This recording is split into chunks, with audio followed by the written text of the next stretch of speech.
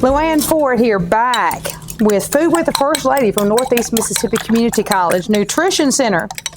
All right, guys, I am making blueberry muffins. Now, these are old-fashioned blueberry muffins made with self-rising flour. They're called blueberry gems. My friend, Miss Wingo, dear Miss Wingo, Edna was her name. Her husband's name was Otha, and they cleaned our church, among other things. This is Miss Wingo's recipe. It calls for 2 cups of self-rising flour, 1.5 cups of sugar. Anyway, so these are called blueberry gems, but our pastor renamed them. Dr. Jones, our former pastor at our church, I used to make these occasionally for our handbell group, and then when we would have staff meeting right after handbells, I would take the leftover muffins. Well, Dr. Jones loved these muffins, so he renamed them Wingo Wonders after Miss Wingo. So that's what we affectionately call them, is Wingo Wonders. But we love, love, love these muffins. I fix them for Northeast employees at the end of every summer, and it's one of the first ones to go. But it's made with self-rising flour, which is kind of unusual, and I'll tell you a little bit about that in a minute. So I've made a kind of a hole in the middle. This doesn't use a mixer. So I've got the flour and the sugar mixed. So I'm putting in 1/2 cup of vegetable oil or avocado oil, which is better for you. 1/2 cup of regular milk into that hole. Teaspoon of vanilla. And I just took 2 eggs. I just now mixed those up when I first started talking to you guys. And I'm going to dump those 2 eggs in there. All right. So now I'm going to mix that up. Now, we don't want to stir these muffins too much. If we stir them too much, they're going to be tough. Okay, so I'm going to stir them a little bit. Then I'm going to add my blueberries. I use frozen blueberries. And once you add the blueberries, you don't want to stir it too much, because if you do, the whole batter is going to turn purple. All right, so here's a cup of blueberries. They're frozen.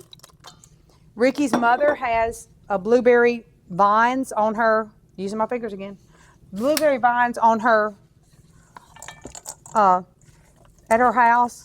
We pick the blueberries. If she doesn't have any, we buy them from someone. But you can use, of course, fresh. I'm using frozen because that's always what I have. We always, if I have to fix muffins for something and I don't have anything else, I'm going to use these blueberry ones. All right, I'm going to take a big cookie scoop. In this instance, I'm going to grab a ice cream scoop, and I'm going to put them in these containers. Now, let's talk about that. These are the only muffins I make. I make tons of muffins. I have a Bible study at my house a couple times a month, and I always make muffins. It's called Monday Morning Muffins and Motivation. So sometimes I make these. Everybody likes these. But I've learned this. These particular muffins will not rise well if you put them right next to one another. You see that I've skipped every other muffin paper, and so that they have plenty of room to rise. The second thing is this. Anytime that now I just learned this is my own personal experience. Anytime that you use self-rising flour in a muffin recipe, you cannot use a regular paper liner because it will stick.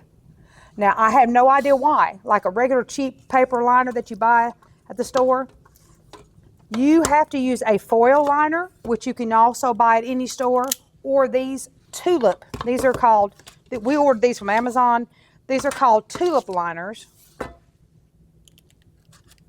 because they won't stick. Now, why? I have no idea, but that's the truth. That's what happens. So I'm just telling you my experience. All right, so there they are. Now, if I was using the foil cups, I'd put less batter in it and it would make more. And then the recipe doesn't call for this. This is what I do. When people get the muffin, I want them to be able to see on the muffin what it is, not to look, oh, there's brown. Wonder what kind of muffin that is. So I want them to be able to see that there are blueberries on top of here. So I always come along later and put blueberries on top. I'm going to bake this on 350 for 25 minutes or until they're puffy and done.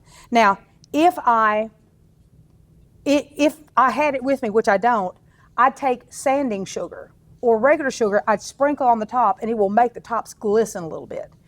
All right, so let me cook these, and when I get back, I'll show you what they look like.